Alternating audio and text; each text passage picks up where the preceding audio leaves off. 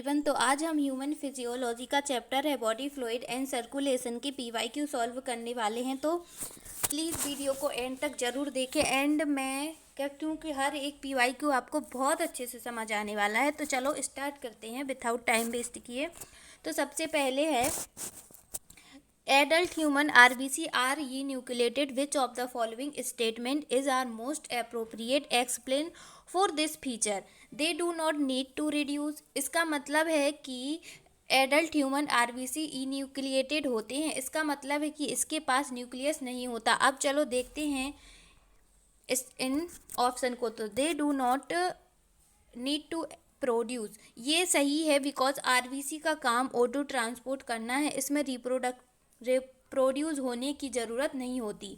They are somatic cell, ये गलत है। सोमेटिक सेल तो सेल होते हैं जो बॉडी के टिश्यू में होते हैं, लेकिन आरबीसी का मेन काम ऑटो ट्रांसपोर्ट है। दे डू नॉट मेटाबॉलिज्म, ये भी गलत है। आरबीसी कुछ मेटाबॉलिज्म करते हैं, लेकिन उनका मेटाबॉलिज्म न्यूक्लियस के बिना अलग होता है। All their internal space is available for oxygen transport, तो ये सही है। न्यूक्लियस ना होने की वजह से इनका इंटरनल स्पेस O2 को ट्रांसपोर्ट करने के लिए ज़्यादा होता है। तो सही स्टेटमेंट है ए एंड 4, फर्स्ट एंड 4 है क्या? तो इसमें तो फर्स्ट और 4 ऑप्शन ही नहीं दिख रहा। सॉरी, फर्स्ट नहीं है, 4 है ओनली। तो हम टिक करेंगे 4 ओनली। चलो आगे बात करते हैं। Hepatic portal veins drains blood is liver from. Hepatic portal vein क्या है? ये वेन्स ब्लड को लीवर तक ले जाता है। ये ब्लड किडनी से नहीं, हार्ट से बनी नहीं, बल्कि डाइजेस्टिव ट्रैक के से आता है। कहाँ से आता है? डाइजेस्टिव ट्रैक से आता है। तो इसका होगा 4, बिकॉज ये लीवर को ब्लड को इंटेस्टाइन से ड्रेन करता है। अब बात करते हैं name the following cell whose reduce in number can cause clotting disorder leading to excessive loss of blood from the body. इसका मतलब है ब्लड सेल कौन से हैं जिसकी कमी से क्लॉटिंग डिसऑर्डर होते हैं? ये सेल होते हैं एर्थ्रोसाइट। ये सेल कौन से होते हैं? एर्थ्रोसाइट, ल्यूकोसाइट, न्यूट्रोफिल्स या फिर थ्रोम्बोसाइट। तो कौन से होते हैं? Thrombocyte. Serum differ from blood in, तो सीरम क्या होता है? सीरम ब्लड से इसलिए अलग है क्योंकि इसमें क्लॉटिंग फैक्टर नहीं होते। क्लॉटिंग फैक्टर वो प्रोटीन होते हैं जो ब्लड को क्लॉट करने में मदद करते हैं। सीरम में ग्लोब्यूलेंस और एल्ब्यूमाइंस होते हैं, लेकिन क्लॉटिंग फैक्टर नहीं होते। तो इसका क्या होगा? लेकिंग ऑफ ग्लोब्यूमाइंस नहीं, लेकिंग ऑफ एल्ब्यूमाइंस नहीं, lacking clotting factor yes, lacking antibody गलत। Blood pressure in the pulmonary artery, तो इसमें क्या है? पल्मोनरी आर्टरी का ब्लड प्रेशर पल्मोनरी से ज़्यादा होता है। पल्मोनरी आर्टरी हार्ट से ब्लड को लंग्स तक ले जाती हैं जहां ऑक्सीजनेशन होता है, और इसलिए इसका प्रेशर ज़्यादा होता है।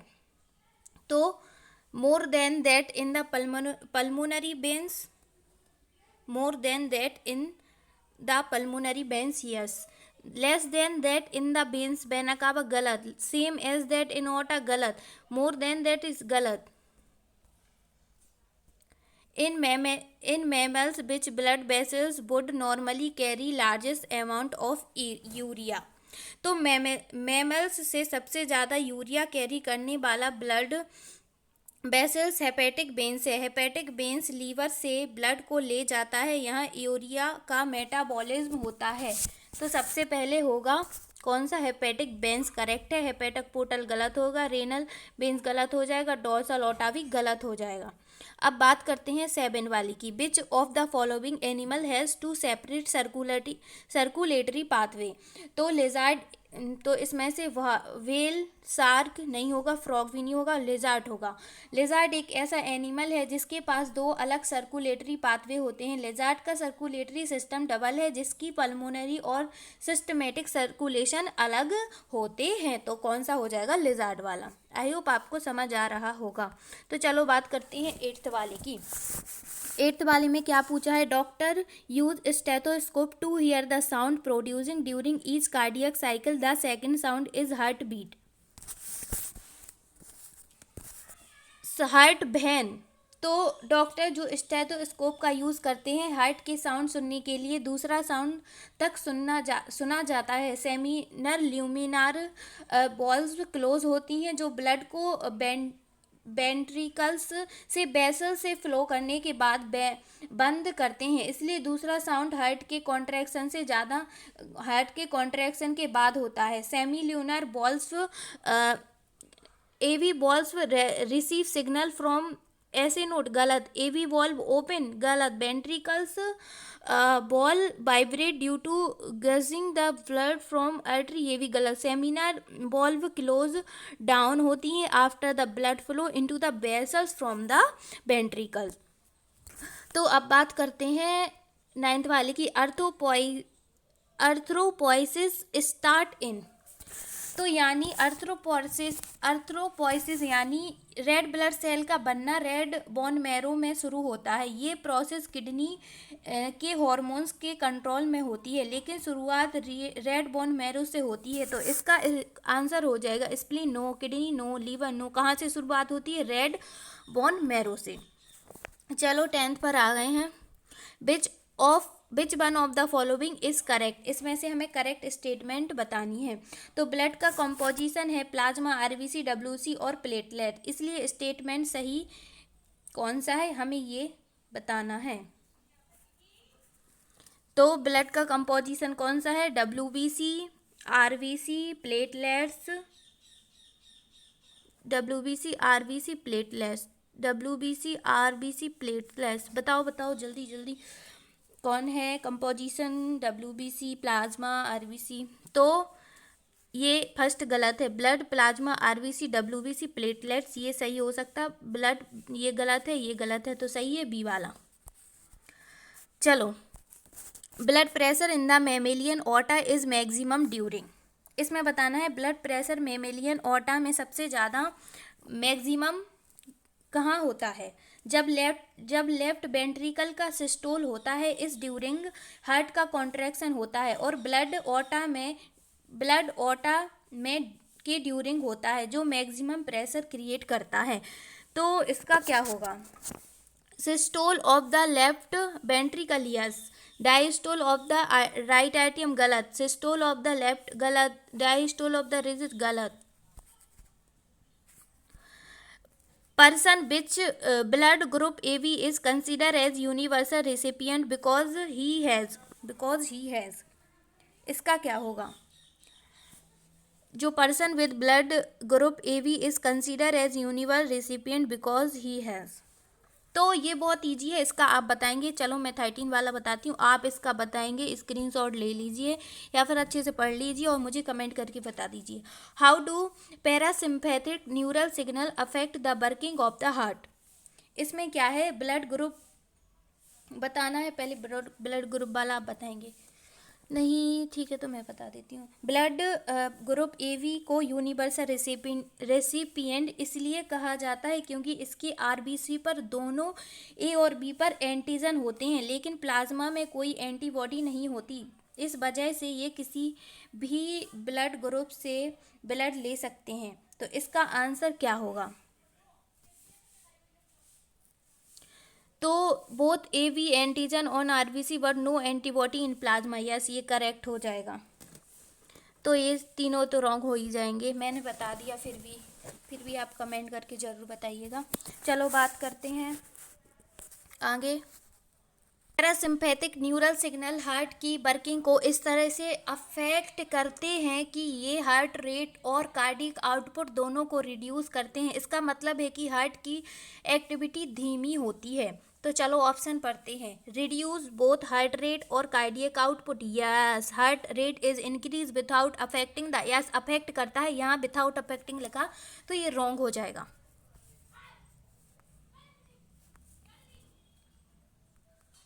Both heart rate cardiac output increase, ये भी गलत हो जाएगा। Heart rate decrease but cardiac output increase, ये भी गलत हो जाएगा। चलो ये करते हैं 14 वाला। क्या आपको क्लियर दिख रहा? इन गिव फिगर सो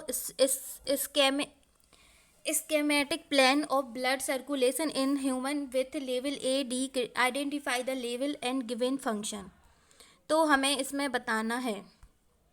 तो आप ग्राफ देख के तो बता सकते हैं ना, ये तो बहुत इजी है, ये तो कोई भी बता लेगा, तो आप क्यों नहीं बता पाएंगे, आपने तो पढ़ा है ना। चलो चलो चलो, आप इसे खुद से करेंगे, मैं 15 वाला कराऊंगी कि करा दूँ। चलो आप ना क्या करेंगे, 14 वाले का खुद ही आंसर निकालेंगे, मैं 15 वाला कराती हूँ। The diagram given here is the standard ECG of a normal person. The P wave represent, तो हमें बताना है कि ईसीजी में पी वेव का मतलब होता है कॉन्ट्रैक्शन ऑफ बोथ आर्टियम। इस वेव से पता चलता है कि हार्ट की दोनों आर्टिया कॉन्ट्रैक्ट हो रही हैं। तो सबसे पहला ऑप्शन पढ़ेंगे, contraction of beginning of the systole, गलत है। एंड ऑफ द सिस्टोल, ये भी गलत है। ये हो जाएगा contraction of both the artery, दोनों आर्टरी क्या करती हैं, कॉन्ट्रैक्ट करती हैं। चलो 16 वाला पढ़ते हैं। तो पी वाला रिप्रेजेंट करता है contraction of the both artery. तो चलो से 16 वाला भी बहुत ईजी है, आप इसे कमेंट करके मुझे बताएंगे। क्वेश्चन है, आप ऑप्शन पढ़ेंगे, ये है ऑप्शन, स्क्रीनशॉट ले लेना। तो आप इसे खुद करेंगे। चलो इसे करते हैं। The figure show human blood cell identify and given the characteristic. जो ब्लड सेल की कैरेक्टरिस्टिक दी गई हैं वो बेसोफिल्स हैं। बेसोफिल्स इन्फ्लामेटरी रिस्पॉन्स में मदद करते हैं और सेरोटोनिन सिक्रीट करते हैं। ये ब्लड सेल इम्यून रिस्पॉन्स में भी शामिल होती हैं। तो क्या हो जाएगा, बेसोफिल। इसका 18 वाला, a certain road accident patient with unknown blood है, उसका need immediate blood transfusion. His one doctor friend at once offer his blood.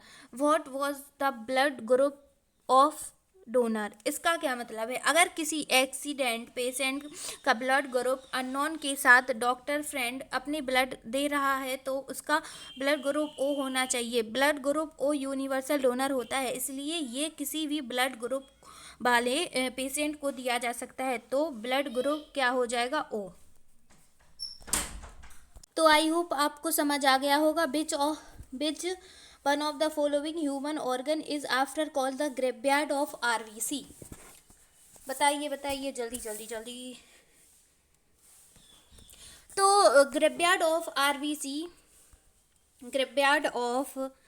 RBC कहलाने वाला ऑर्गन स्प्लीन है। स्प्लीन पुराने और डैमेज रेड ब्लड सेल को फिल्टर करने और डिस्ट्रॉय करने का काम करता है। तो क्या हो जाएगा इसका, स्प्लीन।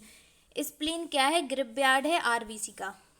ओके, जो डैमेज और पुराने सेल को क्या करता है, फिल्टर करता है। चलो चलो चलो आगे। तो bundle of his is a part of which one of the following organ in human. तो बंडल ऑफ हिज जो हार्ट के कंडक्शन सिस्टम का पार्ट है, हार्ट में होता है। ये क्या करता है, इलेक्ट्रिकल सिग्नल को वेंट्रिकल्स तक पहुंचाने का काम करता है। तो क्या हो जाएगा, हार्ट। क्या हो जाएगा, हार्ट हार्ट हार्ट हार्ट। चलो, which one of the following plasma protein is involve in the coagulation of blood. तो आर्टरी के बाहर तो बताओ which of the following plasma protein is involve in a coagulation of blood. ये बहुत easy है, 21 वाला आप देख पा रहे होंगे। इसे आप कमेंट करके बताएंगे, प्लीज़ मुझे कमेंट करके ज़रूर बताइएगा। चलिए 22 वाला सॉल्व करते हैं, आप प्लीज़ ज़रूर बताइएगा 21 वाला। Artery are best define as the vessels which. Artery के बेहतर तरीके से डिफाइन किया जा सकता है कि ये बेसल्स हैं जो ब्लड को हार्ट से अलग करती हैं, ऑक्सीजनेटेड ब्लड को डिफरेंट ऑर्गन्स तक ले जाती हैं। तो चलो, supply oxygenated blood to the different organ क्या होगा। Carry blood away from the heart different organ, yes. Break up into the capillary which routine to the form, ये गलत है। कैरी ब्लड वेसल्स, ये गलत है, बी सही है। Which one of the following statement is correct regarding blood pressure? Blood pressure के बारे में सही स्टेटमेंट बताना है। तो ये है कि 130 90 mm Hg is considered high and reduced, ये गलत है। 100 mg Hg is considered is ideal blood, गलत है। 105 to 50 mg make up a very active, ये गलत है। ये सही है। 195 110 mm Hg वाइटल ऑर्गन जैसे ब्रेन और किडनी में नुकसान पहुंचा सकता है। ये एक हाईली ब्लड प्रेशर है जो सीरियस हेल्थ इशू का कारण बन सकता है। ओके, चलो। A person which unknown blood group ABO system है suffered much blood lose in an accident need, ये देखो फिर से रिपीट हो गया, immediate blood transfuse his friend who is wild card certificate of his own blood types, offer for blood donation with delay without would have been the types of blood group of the donor friend। तो अगर किसी unknown person का blood group unknown है और उसका दोस्त blood donation कर रहा है तो सबसे सेफ ऑप्शन ओ है, ओ टाइप्स है। O blood groups universal donor होता है, इसलिए ये किसी भी ब्लड ग्रुप वाले पेशेंट को दिया जा सकता है, तो इसका ओ होगा। आई होप आप समझ पा रहे होंगे। चलिए गिव बिलो इस ECG of the normal human which of the following components is correctly interrupted below. ECG के कंपोनेंट को समझने के लिए हमें ये देखना होता है कि हर कंपोनेंट क्या सिग्निफिकेंट करता है। तो components complex QRS 1 complete pulse, तो कॉम्प्लेक्स साइट के एक कंप्लीट पल्स को रिप्रेजेंट करता है, लेकिन ये सिर्फ वेंट्रिकुलर डीपोलराइजेशन को दिखाता है। अब peak T initiation of total cardiac contraction, तो peak T wave take cardiac contraction का इनिशिएशन नहीं है, ये वेंट्रिकुलर डीपोलराइजेशन को दिखाता है। Peak P and peak R together systole and diastolic pressure.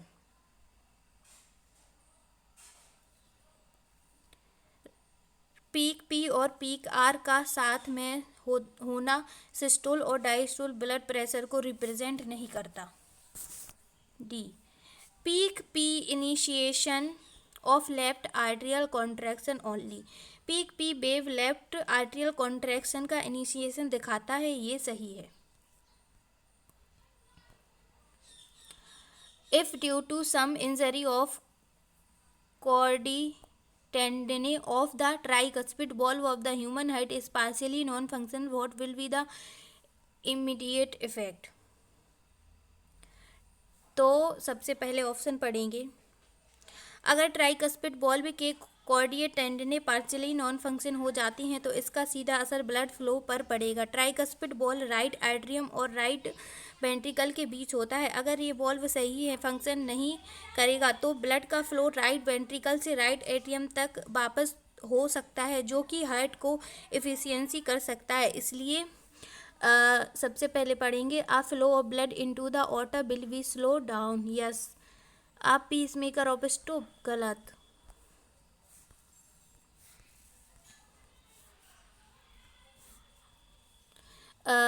the blood tend to flow back into the left, गलत। the flow of the blood at pulmonary artery will be reduced, गलत। which two of the following change usually tend to occur in the plasma अजी यार क्या है, dweller fan, they move a high altitude 350,000 metre to or more. जब plane dweller high altitude जैसे कि 350 metre या उसके ज़्यादा पर मूव करते हैं तो उनमें कुछ फिजियोलॉजिकल चेंज होते हैं, वो क्या हैं? तो increase red blood cell size, red blood cell production में इंक्रीज होता है। ये बॉडी की O2 कैरिंग कैपेसिटी को बढ़ाते हैं, जो कि हाई एल्टीट्यूड पर नेसेसरी होते हैं बिकॉज O2 की कमी होती है।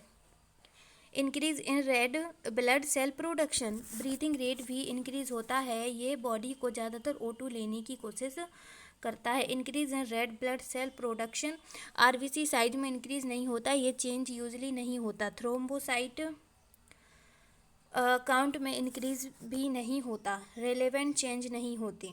तो सही है फर्स्ट एंड सेकंड डी। अब चलो जल्दी जल्दी करते हैं। Fastest distribution of sun injectable material medicine and with no risk of any kind can be achieve by injection into the. तो इंजेक्टेबल मटेरियल या मेडिसिन का फास्टेस्ट डिस्ट्रीब्यूशन और किसी भी रिस्क के बिना अचीव करने के लिए सबसे इफ़ेक्टिव तरीका है उसे वेन्स में क्या करना, इंजेक्ट करना। वेन्स में इंजेक्शन से मेडिसिन सीधा ब्लड स्ट्रीम से में चला जाता है, जिसमें से जल्दी ही बॉडी में टिश्यू तक पहुंचता है। तो करेक्ट होगा इसका veins. Given below are 4 statement first and fourth regarding human body circulatory system. तो चलो 29 artery are thick wall and have narrow lumen at compared vein. तो इसमें क्या है, आर्टरी थिक बॉल होते हैं और उसका ल्यूमन वेन्स के कंपैरिजन में नैरो होता है, ये स्टेटमेंट करेक्ट है। एंगजीना चेस्ट पेन है जो तब होता है जब ब्लड सर्कुलेशन ब्रेन तक रिड्यूस होता है, ये गलत है। ब्लड ग्रुप AB वाले लोग किसी भी ब्लड ग्रुप को ब्लड डोनेट कर सकते हैं, ये सही है because AB blood group universal recipient होता है लेकिन डोनर नहीं होता। कैल्शियम आयंस ब्लड क्लॉटिंग में इम्पोर्टेंट रोल प्ले करते हैं, तो ये भी सही है। तो फर्स्ट एंड फोर्थ सही है। क्या सही है, first and fourth. The haemoglobin content पर 100 millilitre of blood of normal healthy human adult is. Normal healthy human adult के ब्लड में हीमोग्लोबिन कंटेंट 100 मिलीलीटर के लिए होता है। 12 से 16 मिलीलीटर रेंज नॉर्मल है, तो ये हो जाएगा डी वाला। देयर इज DNA इज, तो इसमें क्या होता है, मैच्योर RBC में DNA नहीं होता, ये सही है बिकॉज मैच्योर RBC एन्यूक्लिएटेड होते हैं, यानी इसमें न्यूक्लियस नहीं होता, तो मैच्योर RBC हो जाएगा इसका। In standard ECC which of the following alphabet is the correct representation of the respective activity of the human heart.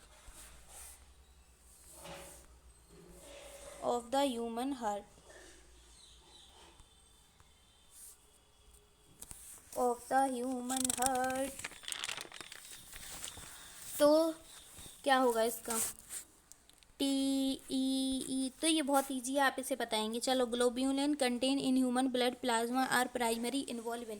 Human blood plasma में ग्लोबिन का प्राइमरी रोल है। बॉडी के डिफेंस मैकेनिज्म में globin antibody के form में होते हैं जो इम्यून रिस्पॉन्स में मदद करते हैं। तो इसका क्या होगा, D, defence mechanism of body. क्या होगा, defence mechanism of body. Compare to blood और लिम्फ हैज। ब्लड और लिम्फ के बीच में कंपैरिजन करते हुए लिम्फ से ज़्यादा WBC होते हैं और RBC नहीं होते। तो plasma without protein more WBC and RBC, more RBC and less WBC, no plasma. तो ब्लड में RBC होते हैं जबकि लिम्फ में ये गलत है, इसीलिए करेक्ट हो जाएगा बी। नहीं, B, more WBC and no RBC हो। चलो 35 जल्दी। In human blood passes from the post caval to the distal right atrium of heart due to. तो इसमें क्या होता है, ह्यूमन में ब्लड पास्ट केबल से राइट एंट्रियम में इसलिए पास होता है क्योंकि वहाँ प्रेशर डिफरेंस होता है।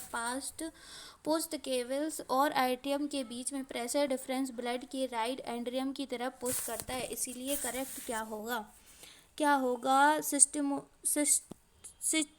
स्टिमुलेशन ऑफ द साइनोएंट्रिकल नहीं। Press difference between the post caval से एंड आर्टियम यस। पुशिंग ओपन गलत। सक्शन पुल ये भी गलत। द मोस्ट अचीव phagocytic white blood cell are. White blood cell सबसे active phagocytic white blood cell neutrophils और मोनोसाइट होते हैं। ये सेल पैथोजन को आइडेंटिफाई करते हैं और उन्हें इंगल्फ करते हैं, इसलिए करेक्ट कौन होगा? इसोनोफिल्स एंड लिम्फोसाइट गलत। न्यूट्रोफिल्स एंड मोनोसाइट गलत। सही। न्यूट्रोफिल्स एंड इसोनोफिल्स गलत। लिम्फोसाइट एंड मैक्रोफेज गलत।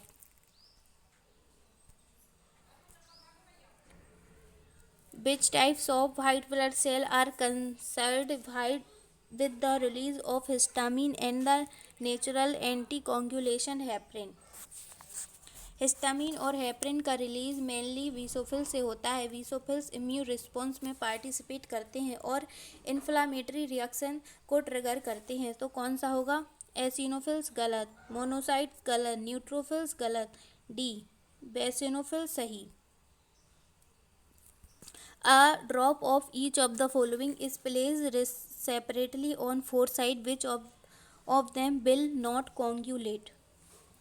अगर आप अलग अलग स्लाइड्स पर सिंबल्स रखते हैं तो ब्लड प्लाज्मा कोंगुलेट नहीं होते, क्योंकि प्लाज्मा में कोंगुलेटिंग फैक्टर नहीं होते। इसलिए करेक्ट क्या होगा? ब्लड सीरम नहीं। Sample from the thoracic duct of lymphatic गलत। Whole blood from pulmonary veins गलत। Blood plasma correct. Blood plasma correct. Which one of the following has an open circulatory system? Open circulatory system उन organs में होता है जहाँ blood vessels नहीं होते और ब्लड बॉडी कैविटी में फ्रीली फ्लो करते हैं। ऑक्टोपस पेरेंटिमा पेरिप्लेंटा हेरिड्यूरिन। तो ऑक्टोपस, अर्थवॉर्म और हेरोडेंस लीच के पास क्लोज सर्कुलेटरी सिस्टम होता है। पेरिप्लेंटेना कॉकरोच के पास ओपन सर्कुलेटरी सिस्टम होता है। तो करेक्ट कौन सा हो जाएगा? सी वाला। चलो, you are required to draw blood from patient and to keep it test tube for the analysis of blood corpus and plasma. You are also improve.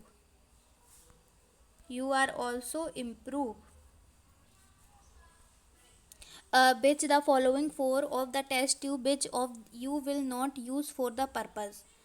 तो अगर आपको किसी स्पेसिफिक पर्पस के लिए टेस्ट ट्यूब का use करना है तो आपको ये समझना होगा कि कौन सा टेस्ट ट्यूब में कोंगुलेशन ये रिएक्शन नहीं होगा।